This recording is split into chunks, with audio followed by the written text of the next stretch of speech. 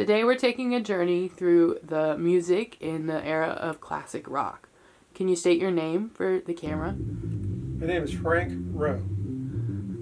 Alright, and how long have you been playing music in general? I've been playing music for probably close to 60 years, ever since the Beatles on the Ed Sullivan Show in 1964. When the Beatles appeared, it was just like somebody turned a light switch on. It was so exciting that I had to be a part of it.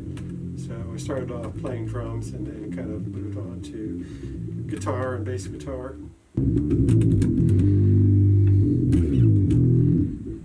What musicians or bands have been an inspiration to you? Well, I would say that definitely the Beatles, because everything before the Beatles I appreciated, like Elvis Presley and Chubby Checker and all those folks. But when the Beatles showed up, they had a lot of emphasis on the musical instruments and harmonies. And so that kind of got me going. And I played drums in a lot of different marching bands, orchestra, and some rock bands in the 1970s.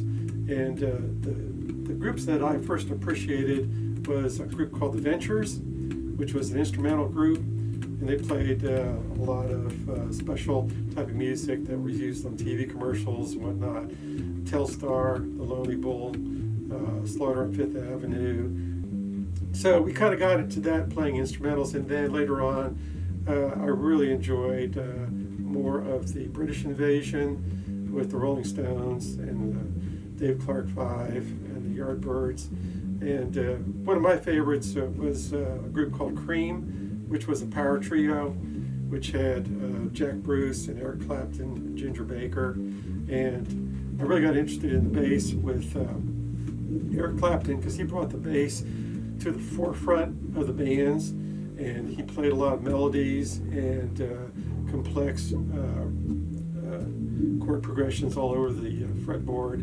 And so I really appreciated what Jack Bruce did. An awful lot of what I try to do is a response to what he had actually done. But Leslie West and Mountain, Led Zeppelin, those are some of the bands that I really appreciated through the years. Are there any modern influences as well? Yeah, well, blues, bass, I really appreciate that. I also really appreciate a lot of the Motown type of songs, and James Jamerson was a huge impression on me, and some of the session players in Motown. And there's a band called the Funk Brothers that was a house band for Motown artists, and they were really high-end players like Carol Kay and Bob Babbitt.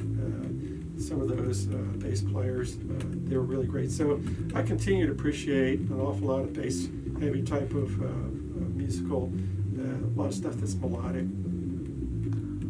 And what is your all-time favorite instrument that you own? I'm glad that you asked me that, because my all-time favorite instrument that I own is what I'm actually holding in my hands right here, which I actually have I've had close to a dozen bass guitars trying to find the one that I really feel comfortable with. And out of all of those, this one, which is an ESP LTD short scale electric with a P bass type of pickup, is the least expensive guitar that I've ever owned, but it's the best playing. It's the one I'm most comfortable with. And actually, if you talk to a lot of famous guitarists, you'll find out that actually some of the cheapest guitars are the ones that they actually gravitate towards. So that's my favorite one. And what would your dream guitar be?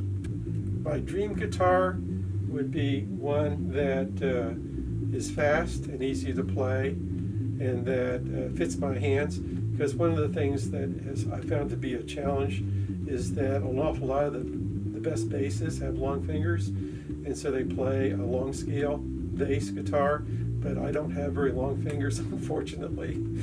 They're good when you're a drummer, but for bass playing, you really need long fingers to make the stretches for a 34-inch standard fretboard. But since I use a short scale, 30-inch and under, it really suits my fingers better. So anything that's a short scale, fast to play, has great pickups, because what I look for is tone And so there's a lot of things that go into tone. How you actually use your fingers, how you attack the strings, how you set the controls on your bass guitar, and the chain of components. So what kind of effects you kind of go through. I use a compressor. Most people use a compressor effects pedal. And also the amplifier that you use. I just recently bought a Mark bass, dual 12-inch Mark IV amplifier. And so I think if you look at almost any kind of guitarist, they're always looking for that elusive, wonderful tone, whether or not it's Eddie Van Halen or Eric Clapton or Jack Bruce or James Jamerson. Everybody's always looking for that really deep, good sounding tone.